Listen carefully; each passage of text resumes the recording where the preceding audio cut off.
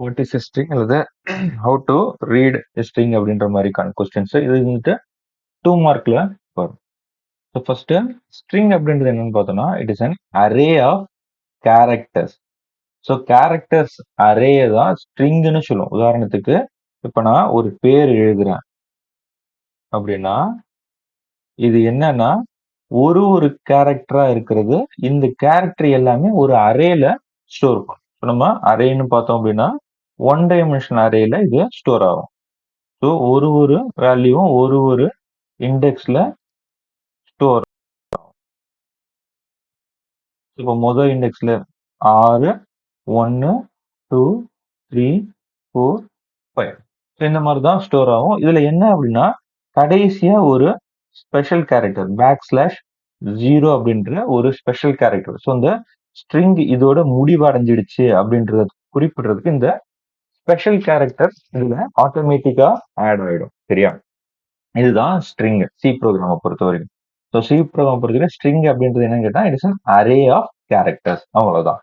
And terminated with special character /0. ஓகேவா? So இதை declare பண்ணும்போது எப்படி டிக்ளேர் பண்ணுவோம்னா கேரக்டர் அரேன்னு சொல்லிட்டுனால character data type, variable name, size. உதாரணத்துக்கு நேம்னு ஒரு வேரியபிள் ஸ்ட்ரிங்கை ஸ்டோர் பண்றதுக்கு யூஸ் பண்ண போறோம்னா கேரக்டர் டேட்டா டைப்ல வேரியபிளோட நேம், அதுக்கப்புறம் சைஸ் 30. அதிகபட்சமா 30 கேரக்டர்ல நான் அந்த பேரை ஸ்டோர் பண்ண போறேன் அப்படின்றது இதுல சொல்லிடும். சரியா? இதுதான் ஸ்ட்ரிங்ஸ். ஸோ ஒரு ஸ்ட்ரிங்கை இனிஷியலைஸ் பண்றது அப்படின்றது பார்த்தோம் அப்படின்னா நம்ம 3 விதமா இனிஷியலைஸ் பண்ணலாம் ஒரு ஸ்ட்ரிங்கை. ஸோ ஸ்ட்ரிங்ஸுக்கு பொறுத்த வரைக்கும் நமக்கு டபுள் கோட்ஸை பயன்படுத்தணும், சிங்கிள் கோட்ஸ் பயன்படுத்தக்கூடாது. சிங்கிள் கோட்ஸ் கேரக்டருக்கு மட்டும்தான். ஸ்ட்ரிங்கை பொறுத்த வரைக்கும் நம்ம டபுள் கோட்ஸை பயன்படுத்தணும். ஸோ இப்போ கொடுக்கும்போது என்ன பண்ணுவோம் அப்படின்னா நம்ம ஃபர்ஸ்ட் வேரியபிள் நேம், அதோட சைஸ், அப்புறம் அதுக்குள்ள இருக்கிற மதிப்பை சொல்லிடுவோம். ஒன்னு இப்படி கொடுக்கணும். அப்படி இல்லைன்னா நம்ம அறையில பிளாக் டிக்ளரேஷன் பார்த்தோம்ல சைஸை சொல்லாம, ஸோ அந்த மாதிரி கொடுத்துடலாம். ஸோ வேரியபிள் நேம் சைஸை சொல்லாம டைரக்டா டபுள் கோட்ஸ்குள்ள ஸ்ட்ரிங் வேல்யூவா கொடுத்துடலாம்.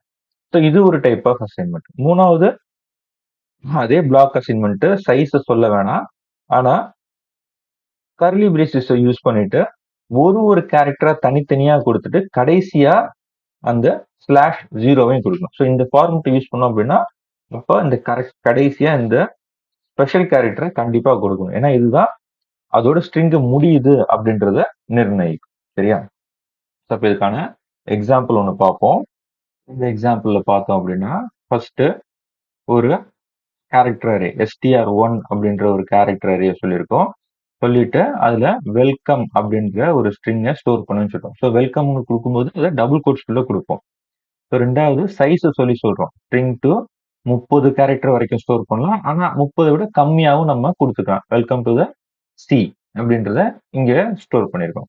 அடுத்து மூணாவது பிளாக் அசைன்மெண்ட் சைஸை சொல்லல, கர்லி பிரேசஸ் கொடுத்துருக்குறோம். கடைசியா பார்த்தோம்னா முக்கியமானது என்ன அப்படின்னா இந்த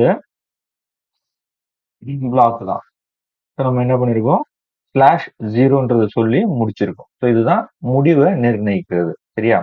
ஸோ இன்னும் 3 string str1, str2, str3 3 character அரேயா declare பண்ணி அதுல வேல்யூ ஸ்டோர் பண்ணிருக்கோம்.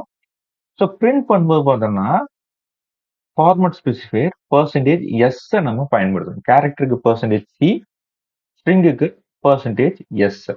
ஸோ %s பயன்படுத்தி str1, str2, str3 மூணுத்தையும் நம்ம டிஸ்பிளே பண்ணிடுறோம். சரியா? ரன் பண்ணுவோம்.